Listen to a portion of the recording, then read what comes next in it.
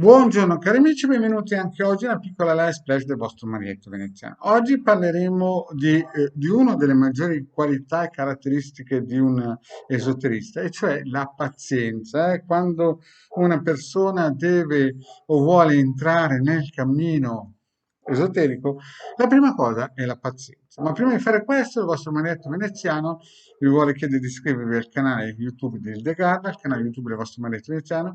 I link sono sotto qui in descrizione per il canale di Hildegarda, oppure venirci a trovare nei nostri gruppi social di Face, in radionica, radiestesia e teologia del metismo, in cui siamo già 1440, è un gruppo esoterico, e anche i casti sacerdotali. In più abbiamo un sito, il capitano.altervista.org, il link qui sotto in descrizione, dove si possono scaricare 20 ebook fatti dal vostro Marietto veneziano dal 2015, ne hanno già scaricati, parlano di radionica e radiostesia chiaramente, ne hanno già scaricati 150.000 e il vostro Marietto veneziano ha regalato all'umanità più di 2 milioni di circuiti radionici, guardanti radiostesici, con tanto di istruzioni e usabili, basta stamparli.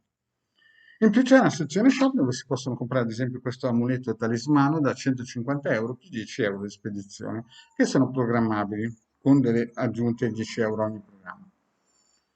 E c'è altro materiale di Hildegarda Manitoretà.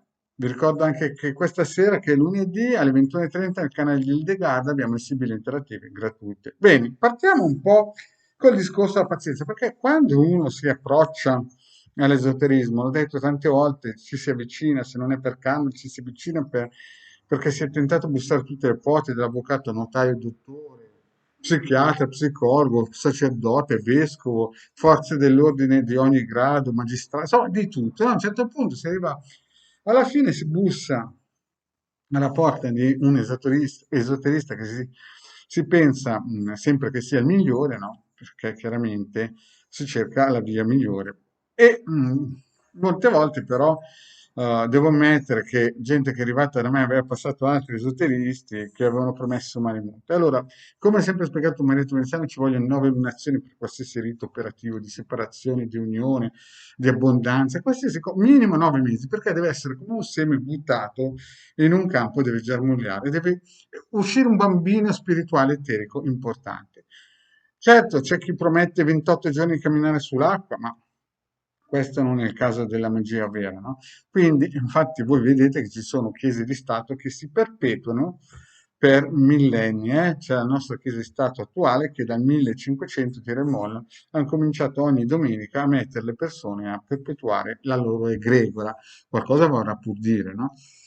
E tutte le religioni più o meno vogliono gonfiare le proprie egregore, però ci mettono tanto tempo, no? Quindi capite che il tempo ci vuole, il tempo è sempre galantuomo. Quindi le persone che si avvicinano all'esoterismo, no? La prima virtù è la pazienza. Pazienza, fatto il lavoro, no? Bisogna solamente aspettare che germogli, che prenda fuoco. Se un lavoro è fatto bene, passeranno anche 20 anni, 30 anni, 40 anni, ma alla fine arriva a bersaglio. Se una fattura, anche ci sono fatture che sono state lanciate da bambini di 7 anni che sono arrivati dopo 15-20 anni, e quando sono arrivati sono state come degli tsunami o bombe atomiche di 50 megatoni. Cioè, quando arrivano, più tempo ci mette ad arrivare, quando arriva è proprio una cosa devastante. Quindi, cari amici, vi ripeto, quando entrate nel mondo esoterico, non credete a quelli che vi dicono che dopo 7 giorni vi fanno camminare sull'acqua, che dopo 28 giorni vi riportano l'anima gemella, che dopo 28 giorni risuscitano i morti, insomma, che trasformano il vino in acqua, l'acqua in vino, oppure che vi promettono una settima dimensione, il salto quantico, tutte quelle cose lì sono New Age. Voi dovete capire che quando ci si avvicina all'esoterismo, quello vero, con la E maiuscola, bisogna entrare in punta di piedi, e stare zitti e mosca e imparare a vedere, no, come evolvono i riti propiziatori lanciati. Questo è il più grande segreto che possa esistere, la pazienza. E lasciate stare il buonismo, la legge di attrazione, queste cose qui creano solamente, ve l'ho spiegato in altre pillole, delle cose negative da un'altra parte. No? Voi dovete essere giusti e pazienti. Bene, cari amici, grazie di avermi ascoltato e alla prossima, ciao.